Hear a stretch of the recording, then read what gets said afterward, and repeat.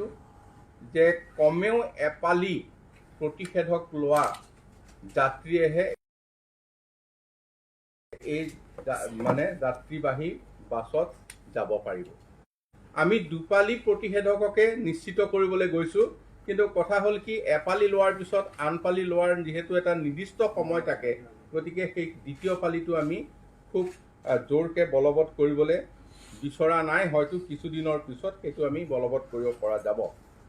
Auto rickshaw হওক, cycle rickshaw হওক, তাৰপিছত টেক্সি হওক, এই সকলোতে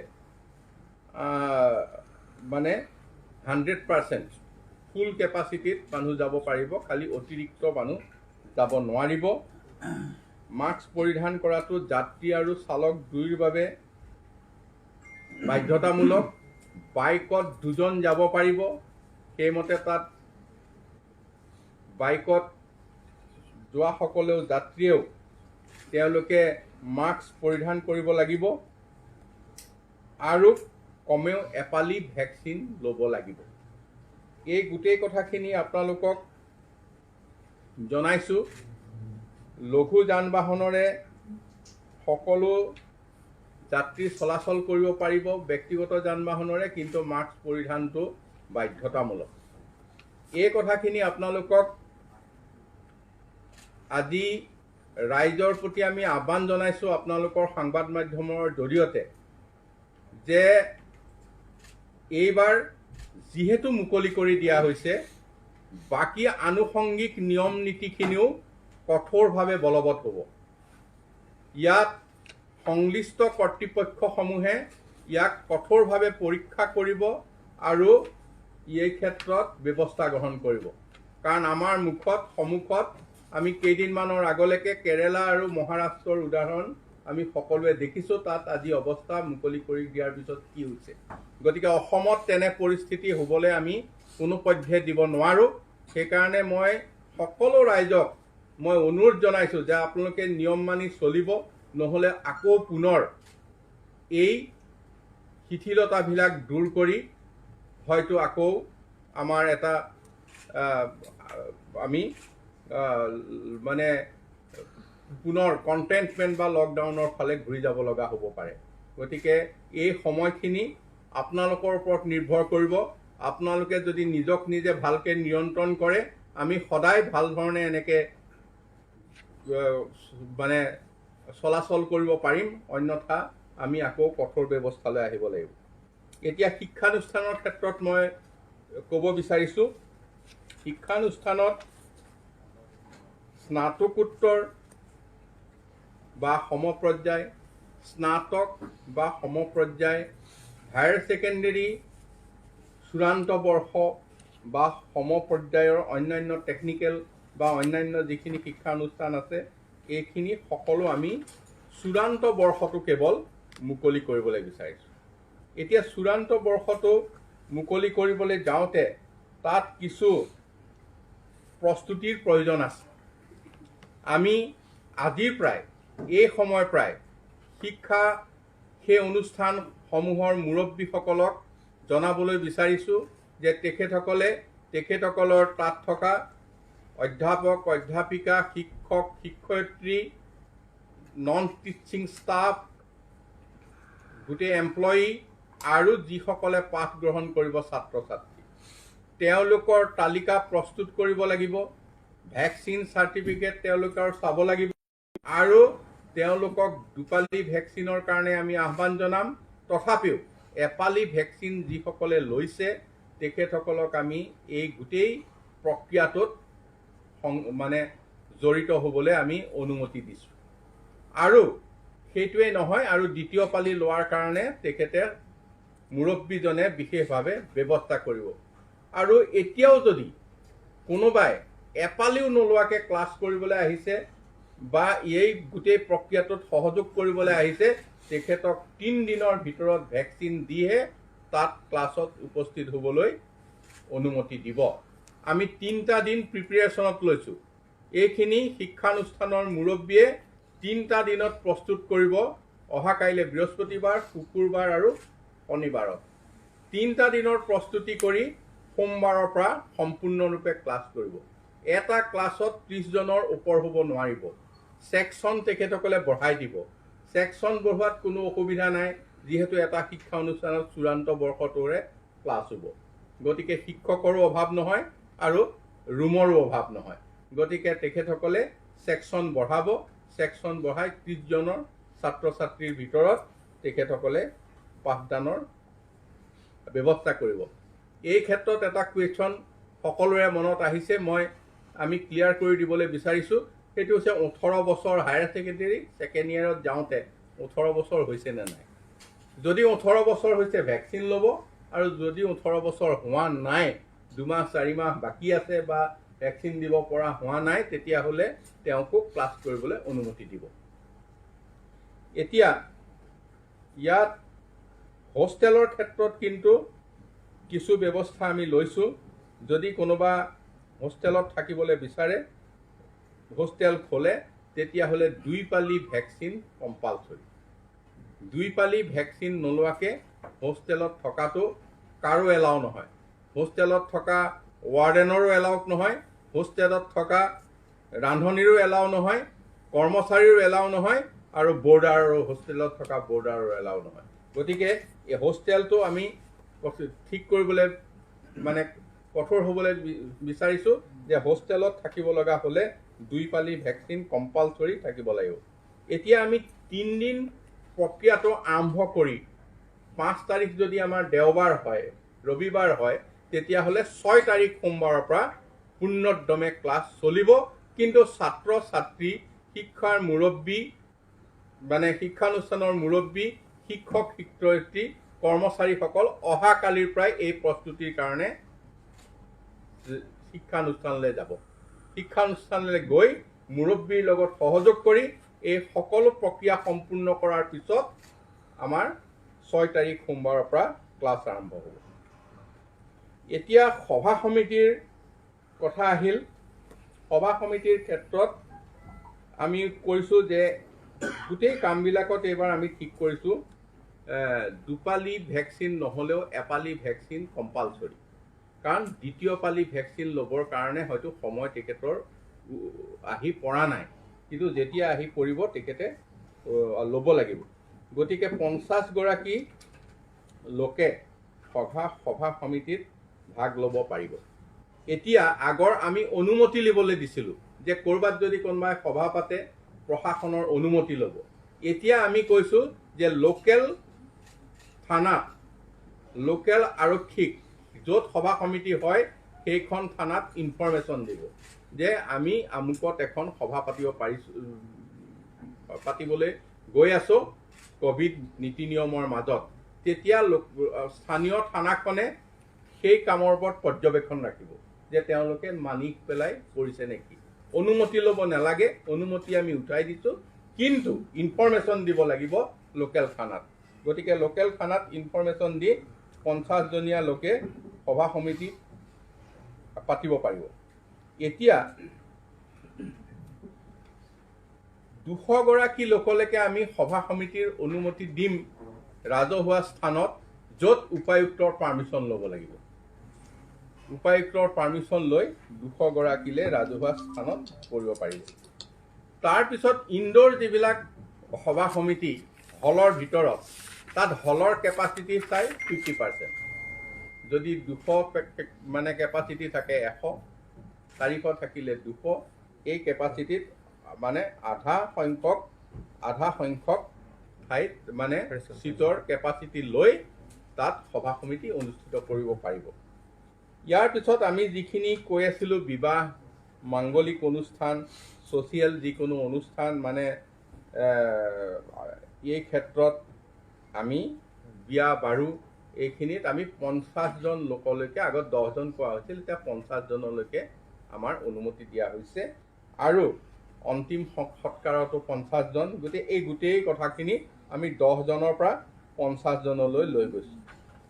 এতিয়া আমাৰ যিখিনি ধৰ্মীয় অনুষ্ঠান এতিয়া আমাৰ ইয়াৰ আগতেই কৈছিলোঁ যে ভাদ মাহ আমাৰ নামঘৰত আইসকলৰ, গোপিনীসকলৰ নাম হৈ আছে। এইখিনিও আমি নিয়মৰ মাজত কৰিবলৈ অনুৰোধ কৰিছোঁ। কিন্তু আমাৰ কিছু বিশেষ ধৰ্মীয় অনুষ্ঠান আছে, যেনেকৈ কামাখ্যা মন্দিৰ, শিৱসাগৰৰ শিৱদৌল, আজান পীৰৰ দৰগাহ, হাজোৰ পোৱামক্কা, এনেকুৱা যিখিনি আইকনিক প্লেচ, এইখিনিত আমি 40 মানে প্ৰতি ঘণ্টাত সৰ্বাধিক 40 গৰাকী লোকৰ অনুমতি আমি দিয়া হৈছে। আৰু ইয়াত এই ক্ষেত্ৰত যাতে আমাৰ ধৰ্মীয় স্থান দৰ্শনৰ ক্ষেত্ৰত ঘণ্টাত 20 গৰাকী লোকৰ বাবে আমি যাতে সেইমতে প্ৰতি ঘণ্টাত 20 গৰাকী নহয় 40 গৰাকী আৰু কমেও এপালি তাত যাতে ভেকচিন লোৱা মানুহ হয়, এইটো কথা নিশ্চিত কৰিব লাগিব। আমাৰ আৰু এটা কথা, সাপ্তাহিক যিবিলাক বজাৰ, এই সাপ্তাহিক বজাৰবিলাকৰ স্থানীয় প্ৰশাসনে এটা সময় বান্ধি দিব। এতিয়া সাপ্তাহিক বজাৰ আমাৰ কেতিয়াবা কি হয়, ৰাতিপুৱা 5 বজাৰ পৰা ৰাতি 6-7টালৈ চলে। ঠিক সেইধৰণে নহয়, 6 ঘণ্টাৰ বাবে স্থানীয় প্ৰশাসনে সময় নিৰ্ধাৰিত কৰি দিব। সেই সাপ্তাহিক বজাৰবিলাক এইধৰণে নিৰ্দিষ্ট ব্যৱধানত মানে তাৰ বজাৰৰ যিখিনি দোকান বা অন্যান্য থাকিব, ভেণ্ডৰ থাকিব, সেইসকল যাতে এটা নিৰ্দিষ্ট ব্যৱধানত বহি বজাৰ পৰিচালনা হয়, এইখিনি বজাৰৰ মহলদাৰ আৰু স্থানীয় প্ৰশাসনে ঠিক কৰিব। এতিয়া আহিল আমাৰ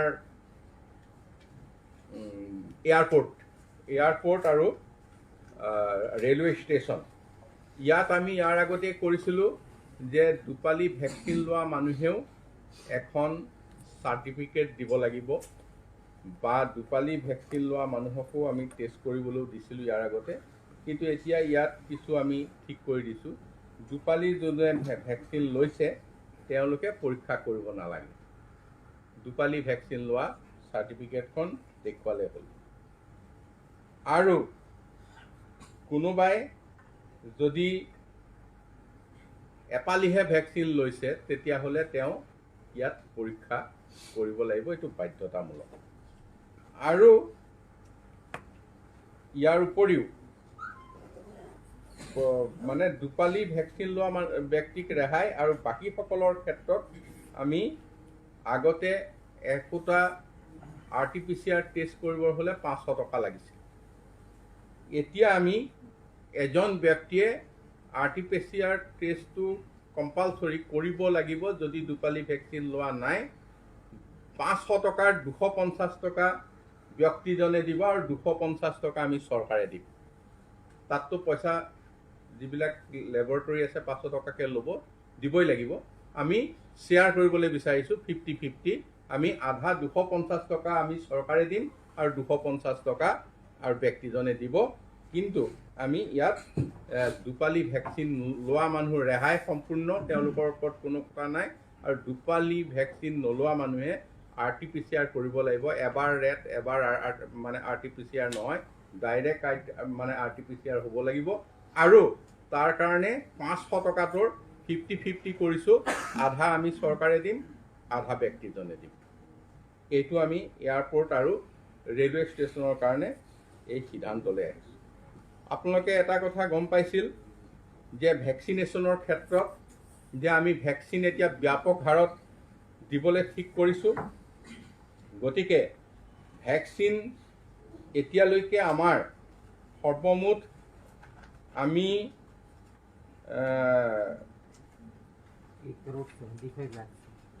1,75,54,016টা ভেকচিন আমি এতিয়ালৈকে দিছোঁ। এতিয়া 1,54,00,000ৰ ক্ষেত্ৰত 1,75,00,000 আমি ফাৰ্ষ্ট ড'জ দিয়া হৈছে আৰু ছেকেণ্ড ড'জ 31,27,000 দিয়া হৈছে। এতিয়া আমাৰ মানে এই ক্ষেত্ৰত পৰ্যাপ্ত পৰিমাণে ভেকচিন আমাৰ হাতত জমা আছে আৰু আমি ৰাইজক আপোনালোকৰ জৰিয়তে আহ্বান জনাইছোঁ যে সকলো ধৰণৰ কাম কাজ যোগাযোগ ভেকচিন নোলোৱাকৈ নহ'ব, বাধ্যতামূলক হ'ব। ইয়াৰ পিছত হিতাধিকাৰীৰ যিসকল সা সুবিধা সেইবিলাকো আমি ভেকচিনৰ পৰ্যায়লৈ লৈ যাম। গতিকে সকলোকে আমি আহ্বান জনাইছোঁ তেখেতসকল যাতে আগবাঢ়ি আহি ভেকচিন লয়। আমি যোৱা সপ্তাহত এটা কাম কৰিছিলোঁ গুৱাহাটী মেট্ৰত আমি BLO দি প্ৰত্যেকখন ভোটাৰ তালিকা হাতত লৈ ঘৰে ঘৰে গৈছিল আৰু ঘৰে ঘৰে ডাটা সংগ্ৰহ কৰিছিল। এতিয়া প্ৰতিটো ভোট কেন্দ্ৰত আমি এই মানে ভেকচিন দিয়া কাম আৰম্ভ কৰিছোঁ আৰু গুৱাহাটী মহানগৰীত হয়তো এসপ্তাহৰ ভিতৰত এই পদ্ধতিত আগবঢ়াৰ কাৰণে ভেকচিনটো সম্পূৰ্ণ হ'ব। জনসংখ্যা মতেতো হৈছেই, গুৱাহাটীত আমি 11 লাখৰ ওপৰত ভেকচিন দিব লাগে, ইতিমধ্যে 11 লাখ হৈয়ে গৈছে। এতিয়া অলপ য'ত পজিটিভ কেছ বেছি ওলাইছে, 3খন জিলা আমি যোৱাকালি মাননীয় মুখ্যমন্ত্ৰী ডাঙৰীয়াই সিদ্ধান্ত লৈছে, কামৰূপ গ্ৰাম্য, তাৰপিছতে মৰিগাঁও আৰু গোলাঘাট, 3খন জিলাত আকৌ আমি সকলো জিলাত চলিয়ে থাকিব। তাৰ ভিতৰত আমি আকৌ ব্যাপকভাৱে ল'ম। গুৱাহাটী মেট্ৰ', মৰিগাঁও আৰু গোলাঘাটত আমি দুদিনমানৰ ভিতৰতে আমি আৰম্ভ কৰিম যে প্ৰত্যেক ঘৰ ব্যক্তিৰ ঘৰলৈ ব্লক লেভেল যি BLO বুথ লেভেল অফিচাৰ গাঁওবুঢ়া আশাকৰ্মী যাব, গৈ তেওঁলোকৰ প্ৰত্যেককে ঘৰত সুধি চেক কৰিব যে কোনে ভেকচিন ল'লে আৰু কোনে নাই লোৱা। আমি ভেকচিন চেণ্টাৰটো আৰু ঘৰৰ ওচৰলৈ লৈ যাম। ইয়াৰ পিছত ঘৰৰ ওচৰলৈ নহয়, ইয়াৰ পিছত আমি ঘৰে ঘৰে যাম। আমাৰ আশাকৰ্মী নাৰ্ছ ঘৰে ঘৰে যাব। ইয়াৰ পিছত গৈ আমি ভেকচিনটো নিশ্চিত কৰিম। এই 3খন জিলাত এই কাম আজিৰ পৰা আৰম্ভ কৰিম। আজি গুৱাহাটী মেট্ৰত মই 1:30 বজাত যাম, গৈ তাত কামৰূপ মেট্ৰ' কামৰূপ ৰুৰেলত 1:30 বজাত যাম। তাত সকলো আমি চাৰ্কুল অফিচাৰ, ইলেকশ্যন অফিচাৰ মানে ইলেকশ্যনৰ ষ্টাফ, তাৰপিছত যিখিনি হেল্থ ডিপাৰ্টমেণ্টৰ টীম সকলোকে মাতিছোঁ। এই অভিযানটো অহা কালিৰ পৰা কামৰূপ গ্ৰাম্যত আমি আৰম্ভ কৰিম। মৰিগাঁও আৰু গোলাঘাটতো অহা কালিৰ পৰা এই ব্যৱস্থাৰ কাৰণে আমি ব্যাপকভাৱে কাম আৰম্ভ কৰিম। আৰু বাকী জিলাতো আমি প্ৰত্যেকজন উপায়ুক্তক নিৰ্দেশ দিছোঁ, মাননীয় মুখ্যমন্ত্ৰী ডাঙৰীয়াই নিৰ্দেশ দিছে যে ব্যাপকভাৱে ভেকচিন প্ৰয়োজন হ'লে ঘৰে ঘৰে গৈ ভেকচিন দি সকলোকে ভেকচিনেটেড কৰিব লাগে। গতিকে এই ক্ষেত্ৰত আপোনালোকৰ সহযোগ বিচাৰিছোঁ। আৰু এটা কৈছোঁ যে কোনোবাই এপালি লৈছে, 2 পালি ভেকচিন ল'বলৈ আগবাঢ়ি অহা নাই। সময় হৈছে, আমাৰ ভেকচিন পৰ্যাপ্ত পৰিমাণে তেখেতসকলৰ ঘৰৰ ওচৰৰ চেণ্টাৰত মজুত আছে, আগবাঢ়ি আহি যাতে তেখেতসকলে 2য় পালি ভেকচিন লয়। এইখিনি মই দাঙি ধৰিলোঁ।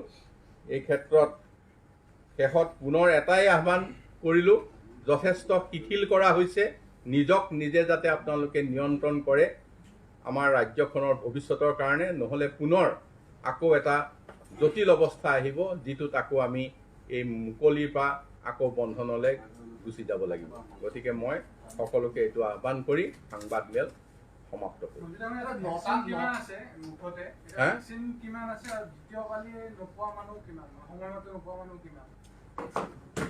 দ্বিতীয় পালি প্ৰায় আমি এতিয়া যিটো এছেছমেণ্ট কৰি চাইছোঁ 3 লাখ মান মানুহ, হয়নে? 3 লাখ মান কোভিচিল্ডৰ কাৰণে কৰিব নালাগে। 3 লাখ মান মানুহ মানে আগবাঢ়ি অহা নাই।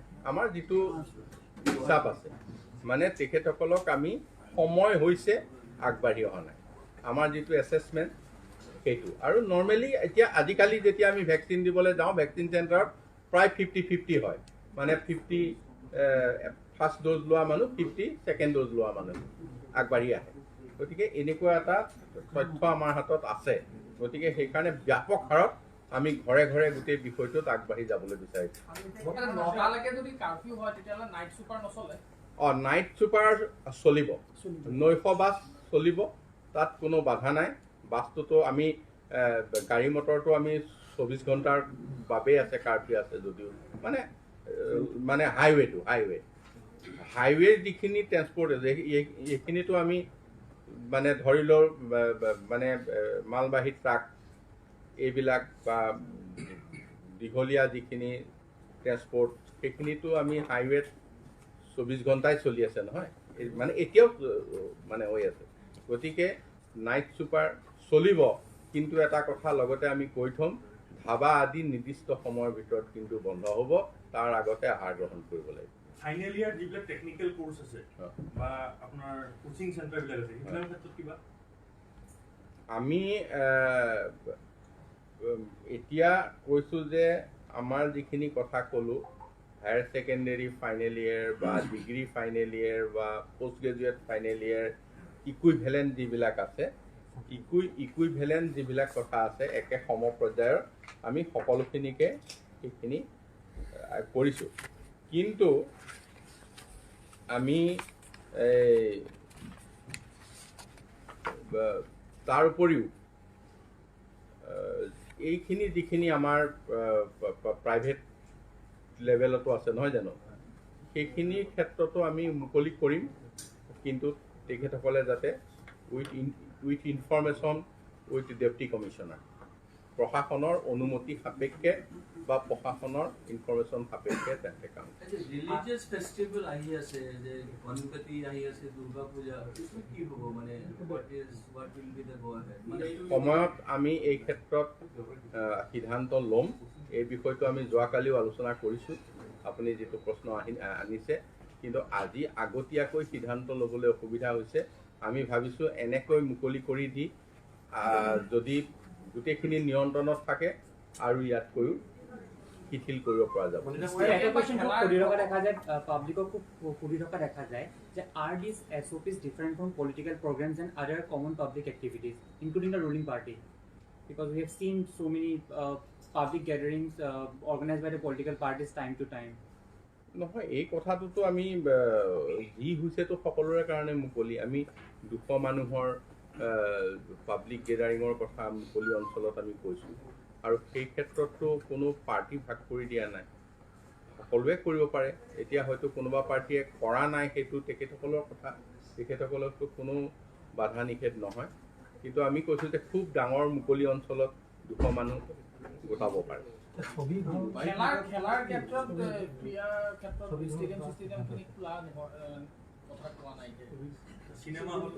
চিনেমা হল এইবাৰ আমি খুলিব পৰা নাই, কাৰণ গোটেই কথাটো চিনেমা হলৰ লগত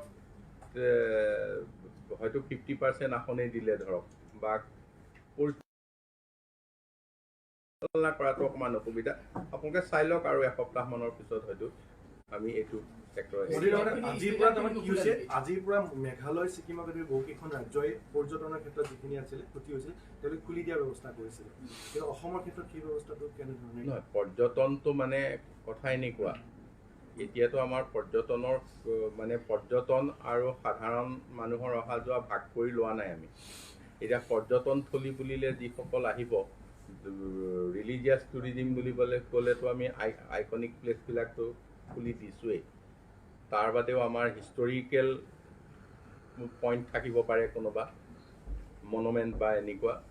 গতিকে এনেকৈ 2-4 আছে, আমি লাহে লাহে আগবাঢ়ি গৈছোঁ যে পৰ্যটন হয়তো কাজিৰঙা খোলা সময়লৈ এইবিলাক খোল খাই যাব। ছাৰ, ব্যক্তিগত বিদ্যালয় কিবা আছুতীয়াকৈ অনুমতি দিয়াৰ ব্যৱস্থা কৰিছে? কিহৰ কাৰণে? ব্যক্তিগত বিদ্যালয়সমূহ মুকলি কৰাৰ ক্ষেত্ৰত আছুতীয়াকৈ অনুমতি বিদ্যালয় সকলো প্ৰাইভেট আৰু গভৰ্ণমেণ্ট বুলি একো কথা নাই, সকলোৰ কাৰণে একেই। আপুনি যিটো ক'লে যে 18 বছৰৰ হ'লে 2-4 মাহ বাকী থকাখিনিও আহিব পাৰিব, তেওঁলোকক যিহেতু ভেকচিন ল'ব নে নল'ব? নহয়, তেওঁলোকৰ যিহেতু স্বাস্থ্যবিধি মতে ভেকচিন দিব নোৱাৰে, গতিকে তেওঁলোকক আমি ক্লাছৰ পৰাও বঞ্চিত কৰিব নোৱাৰোঁ। গতিকে আমি তেওঁলোকক ক্লাছ কৰিবলৈ অনুমতি দিছোঁ। ভেকচিন নল'ব নল'ব নহয়, টাইম হোৱা নাই কাৰণে লোৱা নাই, সেইটো স্বাস্থ্যবিধি মতে লোৱা নাই, কিন্তু তেওঁলোকক আমি ক্লাছটো বন্ধ কৰিব নোৱাৰোঁ।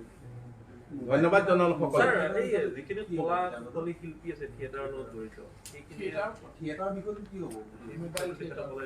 মোবাইল থিয়েটাৰটো এতিয়া বাহিৰলৈ ওলোৱা নাই কিন্তু মোবাইল থিয়েটাৰৰ ক্ষেত্ৰত মানে ৰিহাৰ্চল কৰিব পাৰিব তেওঁলোকৰ যিবিলাক মোবাইল থিয়েটাৰৰ ৰিহাৰ্চলখিনি আমি কৰিবলৈ অনুমতি আছে শ্ব' কৰিব নোৱাৰে ফিল্ডত ওলাই যোৱাৰ আগত আমি সিদ্ধান্ত ল'ম